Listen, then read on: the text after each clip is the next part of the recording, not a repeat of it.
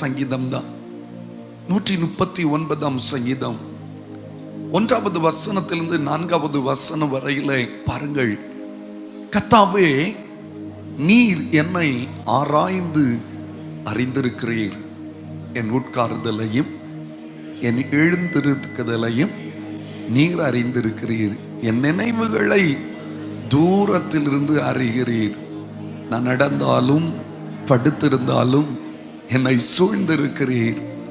என் வழிகளெல்லாம் உமக்கு தெரியும். என் நாவில் சொல் பிறவாததற்கு முன்னே இதோ கர்த்தாவே, அதையெல்லாம் நீர். இந்த சங்கீதத்தை எடுத்து பார்த்தா திரும்ப திரும்ப சங்கீதக்காரர் சொல்லுகிறார், அவருக்கு எல்லாவற்றை குறித்த அறிவும் இருக்குது. படுக்கிறது, எழுந்திருக்கிறது, சிந்திக்கிறது, நடக்கிறது, என் வழி எல்லாவற்றையும் கர்த்தர் அறிந்திருக்கிறார். ஆனா நாம தான் சொல்றோம், அவர் அறிந்திருந்தால் என் குடும்பத்தில் இப்படி அனுமதித்திருப்பாரோ அப்படின்னு சொல்லி அவரை குறித்த ஒரு தப்பான எண்ணத்தோடு கூட தடுமாற்றமா பேசிட்டு இருக்கோம். ஆனா ஆண்டவர் சொல்றார், எனக்கு மறைவாக உன் வாழ்க்கையில ஒன்றுமே இல்லை. உங்களுக்கு தெரியும் அல்லவா, நம்ம தலையில இருந்து முடி விழுறது கூட அவருக்கு தெரியுமா? அப்படின்னா நம்ம நிலைமைகளை அவர் அறியாமலா இருப்பார்? நிச்சயமா அறிந்திருக்கிறாருங்க. சில கேள்வி கேட்கலாம், ஏன் நிலைமை வித்தியாசம் பாஸ்டர், அது அவருக்கு தெரியுமா? தெரியும், தெரியும், தெரியும்.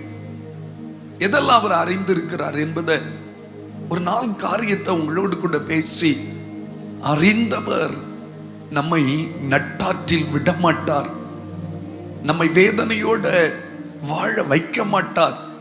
அதிலிருந்து ஒரு முடிவை நமக்கு நிச்சயம் தந்து ஆராய்ந்து முடியாத பெரிய காரியங்களையும் எண்ணி முடியாத அதிசயங்களையும் அவர் செய்வார் என்பதை நாம் புரிந்து கொள்ள போகிறோம். சங்கீதக்காரர் அழகா சொல்லுவார் தெரியுமா, அவர் முற்புறத்திலும் பிற்புறத்திலும் என்னை நெருக்கி அவருடைய கரத்தை என் மேல என்ன செய்கிறீர், வைக்கிறீர். இந்த அறிவு எனக்கு ஆச்சரியமும் எட்டாத உயரம். சில நேரத்தில் அவர் செய்கிறது எனக்கு உண்மை புரியல. இங்கேயும் பிடிக்கிறார், அங்கேயும் நெருக்கிறாரு, நொறுக்கிறாரு. ஆனா அதன் நடுவில் அவருடைய கரம் என் மேல் இருக்கிறது. இதை புரிந்து கொண்டா சூழ்நிலைகளின் நடுவில் நாம் தளர்ந்தோ குழம்பியோ போக மாட்டோம். அன்புக்குரியவர்களே, ஒவ்வொருவருக்கும் தேவன் ஒரு சூழ்நிலையை அவர் அறிந்துதான் அனுமதித்திருக்கிறார். எல்லாரும் சேர்ந்து ஒரு அல்லேலூயா சொல்லுங்க. அவர் அறிந்துதான் என்ன செய்திருக்கிறார், அனுமதித்திருக்கிறார். அப்படின்னா ஏதாவது ஒரு நோக்கம் இருக்கும். நம்ம அநேக நேரத்தில் புரிந்து கொள்ள முடியாம ஆகிரும். ஸ்தோத்திரம். சில காரியங்கள் எல்லாம் நம்ம பைபிளை வாசித்து பார்க்கும்போது ஆச்சரியமா இருக்கும். ஸ்தோத்திரம். சில பாருங்க, இந்த மரியாள் அம்மா ஒன்று யோசிப்பாங்க, மகன்கிட்ட போய் சொன்ன பிறகு கூட அவனுக்கு இந்த விஷயத்தை பற்றிய ஒரு சீரியஸ்னஸ் சொல்லுங்க இல்லையே. இந்த பந்தி முடிய போகுது, அடுத்த பந்தி வைக்கிறதுக்கு என்ன இல்லை, திராட்சரசம் இல்லை. இப்படி இருக்காரு கேர்லெஸ்ஸா அப்படின்னு தான் அந்த அம்மா நினைச்சிருப்பாங்க. ஆனா அவருக்கு தெரியும், எதை எப்பொழுது செய்தா அது நன்மையா இருக்கும், அது மகிழ்ச்சியா இருக்கும், அது நிரந்தரமான ஆசீர்வாதமா மாறும் என்பதை தேவன் நன்றாய் அறிந்திருக்கிறார். அவருடைய அறிவை நம்மால அளவு பார்க்க முடியவே முடியாது. அவ்வளவு ஆச்சரியம் அவர். தயவு செய்து நீங்க ஒண்ணு புரிந்து கொள்ளுங்க, அன்றியும் அப்படி தீர்மானத்தின்படி அழைக்கப்பட்டவர்களாய் தேவனிடத்தில் அன்பு கூறுகிறவர்களுக்கு சகலமும் நன்மைக்கு ஏதுவாய் நடக்கிறது என்பதை நீங்க என்ன செய்யணும், அறிந்திருந்தா இப்படி குழம்பிட்டு இருக்க மாட்டோம். ஏதோ ஒரு நன்மை, ஏதோ ஒரு மேன்மை, ஏதோ ஒரு எனக்குள்ள ஒரு மாற்றம், இல்லது ஏதோ நான் கீழ்ப்படிய வேண்டிய சில காரியங்களுக்காகத்தான் தேவன் என்னை இப்படி அனுமதித்திருக்கிறார். அவர் அறியாம இல்லை, அவர் எப்போதும் என் மேல் கவனம் செலுத்துகிற கர்த்தர். எத்தனை பேருக்கு அது தெரியும்? கொஞ்சம் கை வைத்துங்க பாருங்க. என அறிந்த தேவன். ஸ்தோத்திரம். இவைகளை எல்லாவற்றையும் என் தேவன் அறிந்திருக்கிறார். எல்லாருக்கும் தெரிந்த ஒரு வசனம் தான். யாத்திராகமத்தின் புஸ்தகம் 3வது அதிகாரம் அதனுடைய 7வது வசனத்தை பாருங்கள். யாத்திராகமத்தின் புஸ்தகம் 3வது அதிகாரம் அதனுடைய 7வது வசனத்தை பாருங்கள். அப்பொழுது கர்த்தர், எகிப்தில் இருக்கிற என் ஜனத்தின் உபத்திரவத்தை நான் பார்த்து ஆளோட்டிகளின் நிமித்தம் அவர்கள் இடுகிற கூக்குரலை கேட்டேன். அவர்கள் படுகிற வேதனைகளையும் அறிந்திருக்கிறேன். இஸ்ரவேல் ஜனங்களை தேவன்தான் எங்கே அனுமதிக்கிறார் சொல்லுங்க? எகிப்துக்கு அனுமதிக்கிறார். பஞ்சத்தின் நிமித்தமாய் யாக்கோபின் குடும்பம் யோசேப்பின் அழைப்பின் நிமித்தம் எங்கே போய் செட்டில் ஆனாங்க? எகிப்துல. பல வருடம் அந்த எகிப்து அவர்களுக்கு சாதகமாகத்தான் இருந்தது. ஆனால் யாத்திராகமம் 1ஆம் அதிகாரத்தில் நீங்கள் வாசிக்கும் பொழுது யோசேப்பை அறியாத ஒரு ராஜன் அங்கே தோன்றினான். அதுக்கப்புறம் தான் பிரச்சனை ஆரம்பித்தது. இவர்களுக்கே தெரியாது ஏன் எங்களுக்கு இவ்வளவு சோதனை, தேவ திட்டம் நிறைவேறுவதற்கு என்பதை அவர்களால் புரிந்து கொள்ள 1 வருஷமா 2 வருஷமா 430 வருஷம் இந்த சோதனைகளும் வேதனைகளும் வராவிட்டால் இவர்கள் ஆண்டவரை நோக்கியே பார்த்திருக்க மாட்டார்கள். அடுத்த கட்ட வாக்கு தத்தத்துக்கு இவர்கள் ஆயத்தப்பட்டிருக்கவும் மாட்டார்கள். ஆண்டவர் ஏதோ ஒரு நோக்கத்தோடு தான் இதை அனுமதிக்கிறார். ஆனாலும் தன்னுடைய பிள்ளைகள் அந்த ஜனத்தின் நிமித்தமாய் படுகிற பாடுகளை, வேதனைகளை கர்த்தர் என்ன செய்தாராம்? அறிந்துதான் இருந்தார். சங்கீதக்காரர் அழகா சொல்லுவார். சங்கீதங்களின் புஸ்தகத்தில் 31வது சங்கீதம் 7வது வசனத்தை பாருங்க. சங்கீதம் 31வது சங்கீதம் அதனுடைய 7வது வசனத்தை பாருங்க. உமது கிருபையிலே களிகூர்ந்து மகிழுவேன், நீர் என் உபத்திரவத்தை பார்த்து என் ஆத்தும வியாகுலங்களை என்ன செய்திருக்கிறீர். ஆமாங்க, உங்க மனதுல என்னென்ன வேதனையோடு இருக்கீங்க? மனிதர்களால், கூட பிறப்புகளால், உறவுகளால், வீட்டில் உள்ளவர்களால், வெளியில் உள்ளவர்களால். ஸ்தோத்திரம். உங்களுக்கு தெரியுமா, சில வீடுகளுக்குள்ள நடக்கிறத சிலர் வெளியே சொல்லுவது சொல்லுங்க இல்ல, சொல்லிட்டாங்கன்னு அறிந்தா இன்னும் பிரச்சனை என்ன செய்யும்? கூடும். அப்படிப்பட்ட உபத்திரவங்கள், சொல்ல முடியாத பல காரியங்கள். அவங்களாவே நினைப்பாங்க, ஏன் ஆண்டவர் இதை கண்டு காணாதது போல இருக்கிறார்?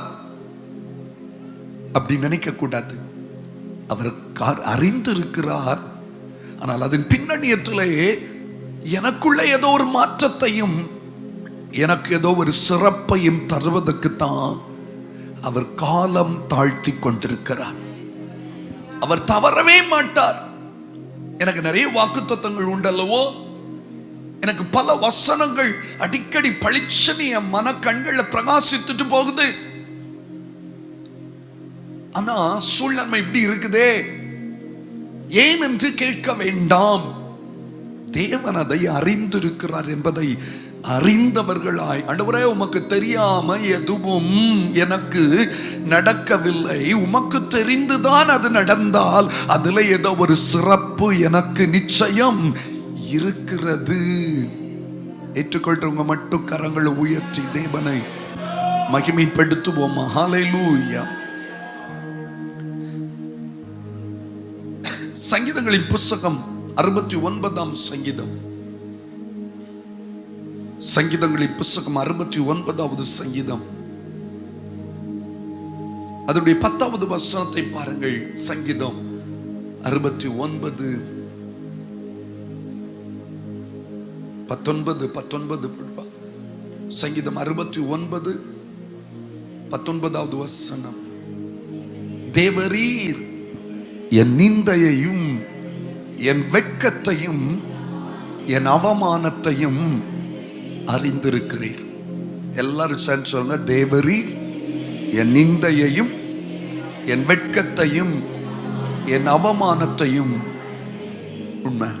எத்தனை பேர் சொல்ல முடியும், ஆமா அவருக்கு தெரியும்.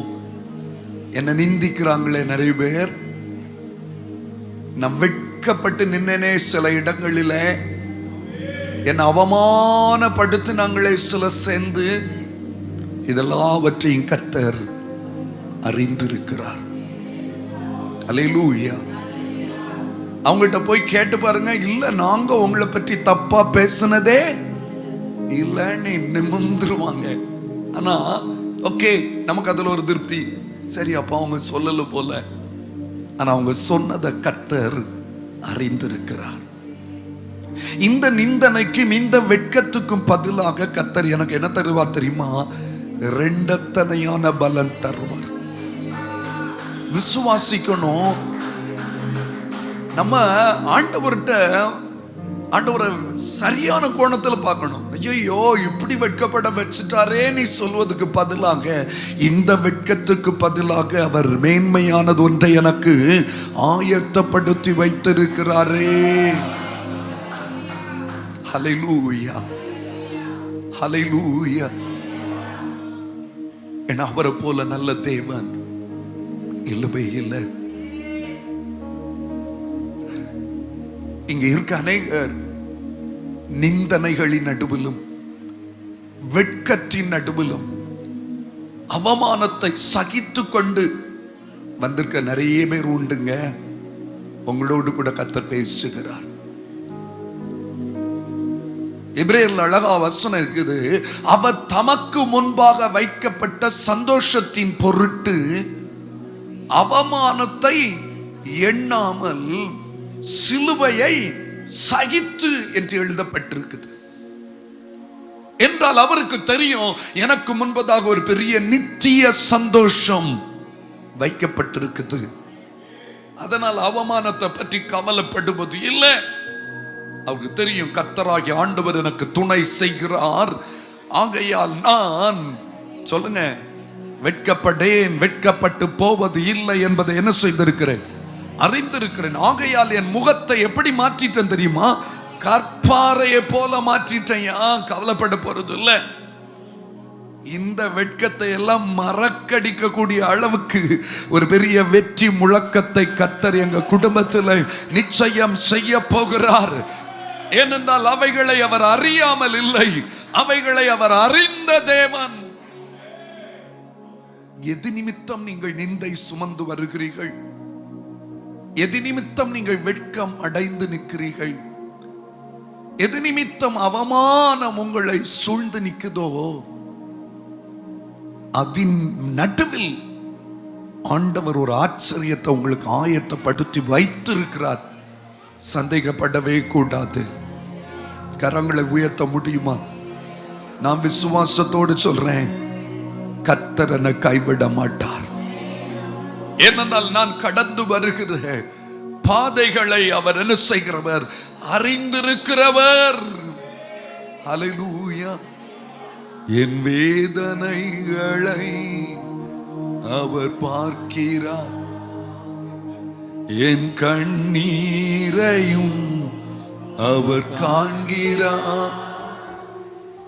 என் வேதனைகளை அவர் பார்க்கிறார், என் கண்ணீரையும் அவர் காண்கிறார். ஏற்ற நேரத்தில் உதவி செய்கிறார். ஆமாப்பா, ஏற்ற நேரத்தில் உதவி செய்கிறார், உதவி செய்கிறார். அவன் அல்லவர், சர்வ வல்லவர், அன்பு நிறைந்தவர். அவன் அல்லவர், சர்வ வல்லவர், அன்பு நிறைந்தவர். எனக்கொரு நேசர் உண்டு, அவர்தானே சுராஜா. எனக்கொரு புகலிடம் உண்டு, அவர்தானே சுராஜா. எத்தனை பேர் அந்த இடத்துல புகலிடமாய் கொண்டிருக்கிறீங்க? முதலாவது பார்த்தோம், யாத்திராகமம் 3ஆம் அதிகாரம் 7வது வசனத்தை பார்க்கும் பொழுது நம்முடைய வேதனைகளை, அவர்கள் படுகிற வேதனைகளை கர்த்தர் என்ன செய்கிறவர்? அது உபத்திரமம், நெருக்கம், எல்லாவற்றையும் அவர் அறிந்திருக்கிற தேவன். இரண்டாவது, என்னுடைய வெட்கம், என்னுடைய நிந்தனை. இது மூணுமே ஏகதேசம் ஒன்னோட ஒண்ணு இன்டர் கனெக்டடா தான் இருக்குது. இல்லது ஒண்ணுக்கொண்ணு ஒரே போல மீனிங்ல தான் இருக்குது. நிந்தை, வெட்கம், அவமானம், இவைகளை கர்த்தர் என்ன செய்திருக்கிறார்? அறிந்திருக்கிறார். அது வேதனை என்று இருக்கட்டும், இரண்டாவது நிந்தையை கர்த்தர் அறிந்திருக்கிறார். மூன்றாவதாக என் ஆண்டவர் இவைகளை அறிந்திருக்கிறார். எல்லாரும் புதிய ஏற்பாட்டுக்கு வாங்க. மத்தேயு எழுதின சுவிசேஷத்துல வந்துடலாம். 6வது அதிகாரம். அதுல 2 காரியத்தை நான் உங்களுக்கு சொல்ல போறேன். மத்தேயு எழுதின சுவிசேஷம் 6வது அதிகாரம் 8வது வசனத்தை பாருங்க. 7, 8 வசனம், சாரி 6ல இருந்தே நான் வரேன். 6, 7, 8 வசனம். மத்தேயு எழுதின சுவிசேஷம் 6ஆம் அதிகாரம். எல்லாருக்கும் தெரிந்த பகுதி தான். 6, 7, 8 வசனங்கள். நீயோ ஜெபம் பண்ணும் போது உன் அறை வீட்டுக்குள் பிரவேசித்து உன் கதவை பூட்டி அந்தரங்கத்தில் இருக்கிற உன் பிதாவை நோக்கி ஜெபம் பண்ணு. அப்பொழுது அந்தரங்கத்தில் பார்க்கிற உன் பிதா வெளியரங்கமாய் உனக்கு பலன் அளிப்பார். அன்றியும் நீங்கள் ஜெபம் பண்ணும் போது அஞ்ஞானிகளைப் போல வீண் வார்த்தைகளை அலப்பாதையுங்கள். அவர்கள் அதிக வசனிப்பினால் தங்கள் ஜெபம் கேட்கப்படும் என்று நினைக்கிறார்கள். அவர்களைப் போல நீங்கள் செய்யாதிருங்கள். உங்கள் பிதாவை நோக்கி நீங்கள் வேண்டிக் கொள்ளுகிறதற்கு முன்னமே உங்களுக்கு இன்னது தேவை என்று அவர் என்ன செய்திருக்கிறார்? கரத்தை உயர்த்தி தேவனை ஸ்தோத்திரிக்கலாமா? தேவையை அறிந்த தேவன், வேதனையை அறிந்தவர், நிந்தையையும் அறிந்தவர், என்னுடைய தேவையை என்ன செய்கிறவர்? அறிந்திருக்கிற தேவன். கையை உயர்த்தி ஆமென் சொல்லலாமா? ஹல்லேலூயா. அதுவும் நாம் வேண்டிக் கொள்கிறதற்கு முன்பதாகவே. எல்லாம் சொல்லுங்க எப்படி? அதனால ஆண்டவர் சும்மா வீணா போட்டு நிறைய வார்த்தைகளை சொல்லி அலப்பாத. அந்தரங்கத்துல போய் அரை கதவை பூட்டி கொண்டு என்ன செய்? கர்த்தரின் பாதத்துல ஜெபம் பண்ணு. அவர் உனக்கு கண்டிப்பா என்ன தருவார்? வெளியரங்கமாய் பதில் அளிப்பார். ஏனென்றால் உன்னுடைய வேண்டுதலை எல்லாவற்றையும் நீ வேண்டிக் கொள்வதற்கு முன்பதாகவே அறிந்தவர் நம்முடைய அன்பு ஆண்டவர். அல்லேலூயா, அல்லேலூயா. நமக்கு என்ன தேவை என்பதை கூட அவர் அறிந்து வைத்திருக்கார்ல. நாம அவர் பாதத்துல உட்காரணும். அதுதான் அவர் ரொம்ப விரும்புறார். நம்ம தேவைகளை சொல்லணும், சொல்லக்கூடாது இல்லை. கேளுங்கள் அப்பொழுது உங்களுக்கு கேட்கிற எவனும். ஆமா, ஜெபம் பண்ணும். இந்த வசனத்தை பிடித்து கொண்டுதான் சமீபத்துல சில கள்ள போதகர்கள் என்ன போதிக்கிறாங்கன்னா, நீங்க ஜெபமே பண்ணண்டா, நம்ம வேண்டிக் கொள்வதற்கு முன்பதாகவே ஆண்டவருக்கு சொல்லுங்க தெரியும். இதுல என்ன சொல்றாருன்னா, நீங்க ஏதோ பெருசா நிறைய பாயிண்ட்ஸ் எல்லாம் அடுக்கிறதுனால இல்லைங்க. அவர் விரும்புகிற ஜெபத்தை அவர் பாதத்தில் அமர்ந்திருந்து ஏறெடுப்பதினாலே கர்த்தர் அந்த பதிலை நிச்சயமாய் நமக்கு தருவார். ஸ்தோத்திரம். கர்த்தருடைய கிருபை நமக்கு அங்க கொடுக்கப்பட்டிருக்கிறது. வீண் வார்த்தைகளினாலே அலப்ப வேண்டாம் என்று சொல்லப்பட்டிருக்குது. நீங்க வேண்டிக் கொள்வதற்கு முன்பதாய் என் தேவைகளை கர்த்தர் அறிந்திருக்கிறார். கொஞ்சம் பக்கத்துல பார்த்து சொல்லுங்க, தேவையை நிச்சயம் சந்திப்பார். ஆமென், ஹல்லேலூயா. என் தேவையை கர்த்தர் என்ன செய்வாரு? விருப்பத்தை அல்ல. சொல்லுங்க. ஆமா, நமக்கு விருப்பம் நிறைய இருக்குது. விருப்பத்தையும் கர்த்தர் நிறைவேற்றுவார், அது வேற.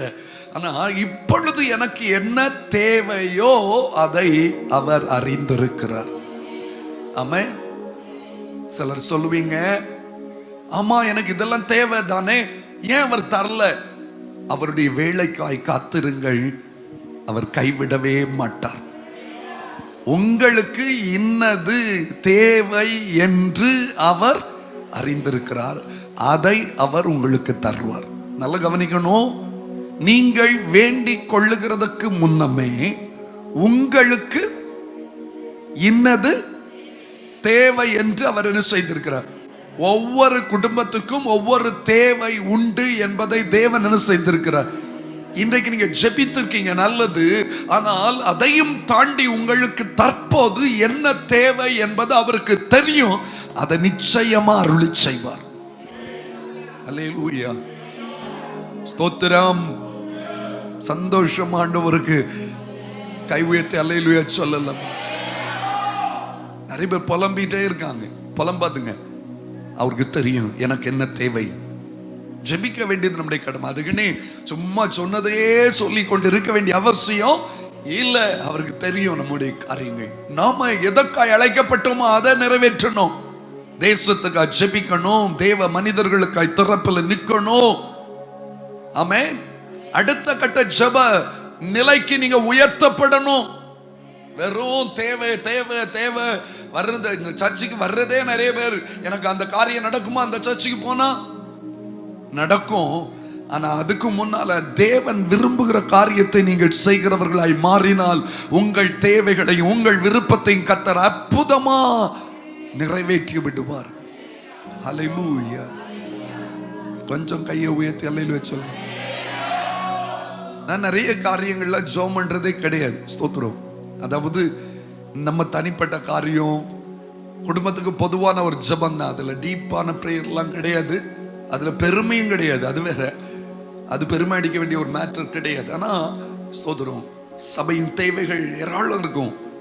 ஆனா கர்த்தருக்கு எல்லாம் தெரியும் அல்லவோ. சொல்லுவேன், ஒரு தடவை சொல்லியிருப்பேன், இல்லை 2 தடவை சொல்லியிருப்பேன்.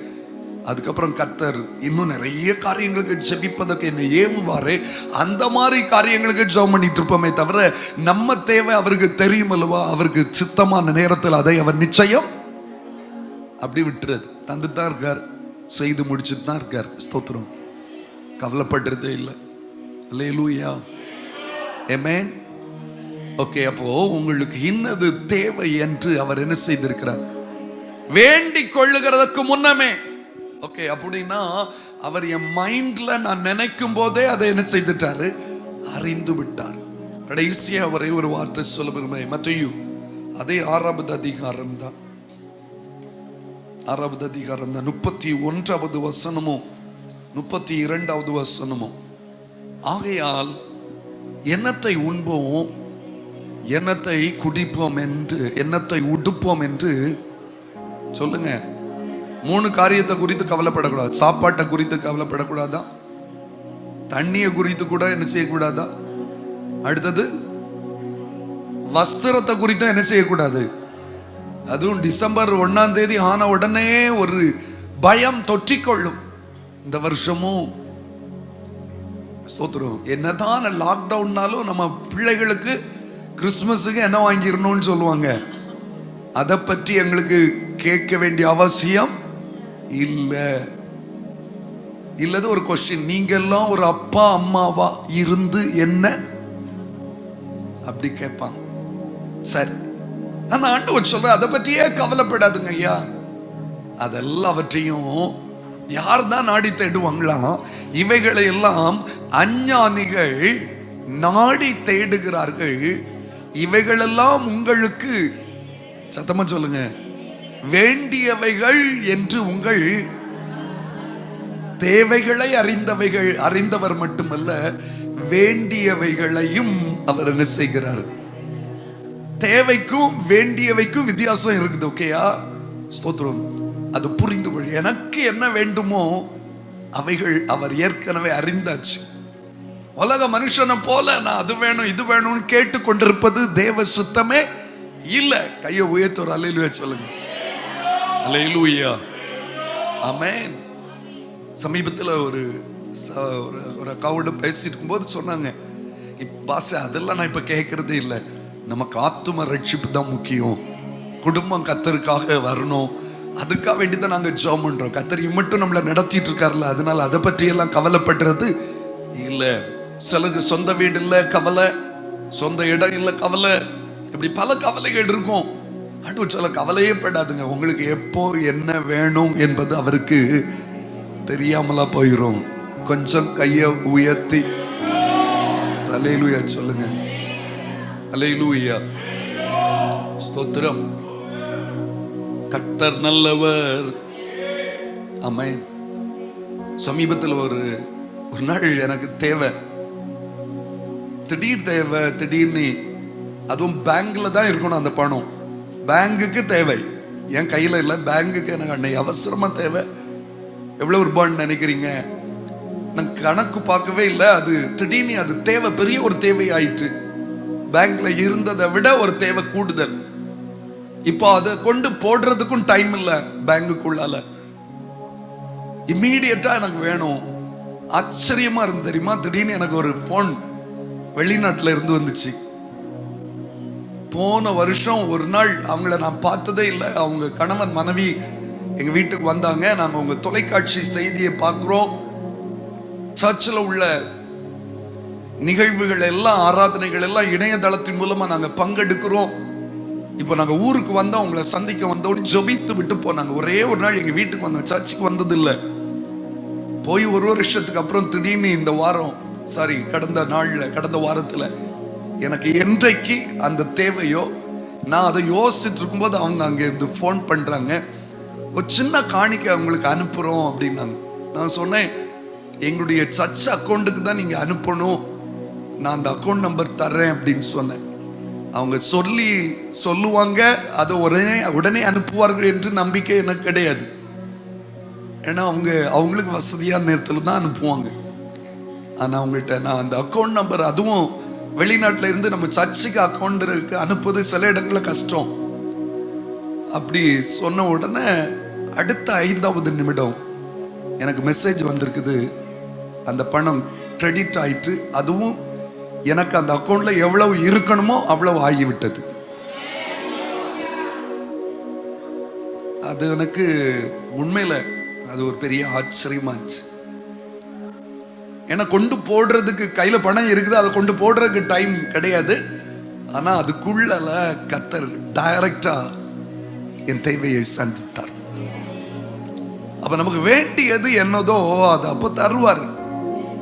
இந்த மாதத்துல நிறைய தேவையும் இருக்குது, நிறைய வேண்டியவைகளும் இருக்குது. எல்லாவற்றையும் கர்த்தர் அறிந்திருக்கிறார்.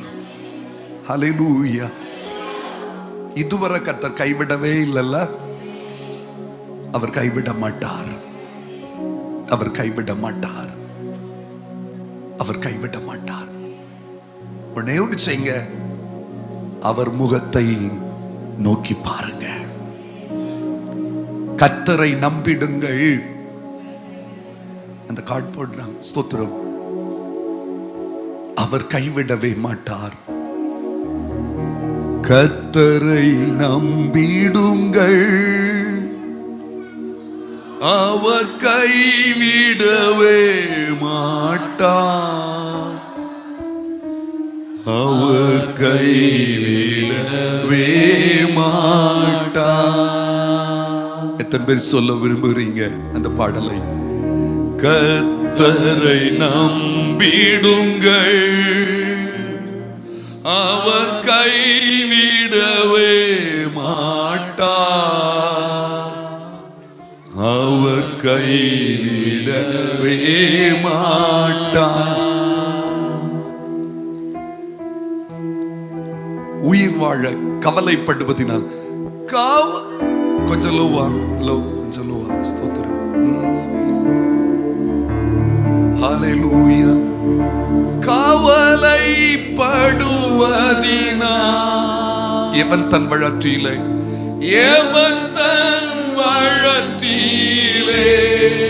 ஒரு முழம் கூட்ட முடியுமோ? ஒரு முழம் கூட்ட முடியும்.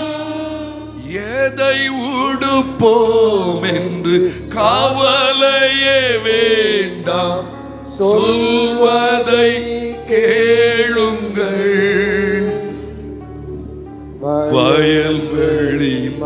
மலர்களை பாருங்கள், அவை உழைப்பதுமில்லை, நூற்பதுமில்லை, கவலைப்படுவதுமில்லை. கர்த்தர் உடுத்துகிறார், கர்த்தர் உடுத்துகின்றார். கர்த்தரை நம்பிடுங்கள், அவர் கைவிடவே மாட்டார், அவர் கைவிடவே மாட்டார். கர்த்தரை கர்த்தரை நம்பிடுங்கள், அவர் கைவிடவே மாட்டார், அவர் கைவிடவே மாட்டார். ஹல்லேலூயா. அன்புக்குரிய தெய்வ பிள்ளைகளே, இன்று எத்தனை பேர் கர்த்தரை நம்புறீங்க? என் சூழ்நிலைகள் எல்லாவற்றையும் அவர் என்ன செய்திருக்கிறார்? அறிந்த தேவன். என் வேதனை, என் நிந்தனை, என் தேவை, எனக்கு வேண்டியவை அனைத்தையும் கர்த்தர் என்ன செய்திருக்கிறார்? அறிந்த தேவன். ஏன குழம்பணும், ஏன கலங்கணும், ஏன சொந்து போகணும்? நான் அவர் பாதம் இருப்பேன், அவர் என் காரியத்தை வெற்றியாய் முடிய செய்வார். அவர் என் காரியத்தை ஆசீர்வாதமாய் மாறச் செய்வார். சொந்து போகாதுங்க, தளர்ந்துடாதுங்க. காரியம் மாறுதலாய் நமக்கு அனுகூலமாய் முடிய போகிறது. அவர் பொய்யுரையாத தேவன், அவர் மனம் மாறாத தேவன், அவர் சொன்னதை செய்து முடிக்கிற தேவன். தேவன் இன்றும் இந்த வேளையில் உங்களோடு கூட பேசினது உண்மையானா யாவரும் இருக்க இடங்களில் அப்படியே முழங்கால் படிடுவோமா?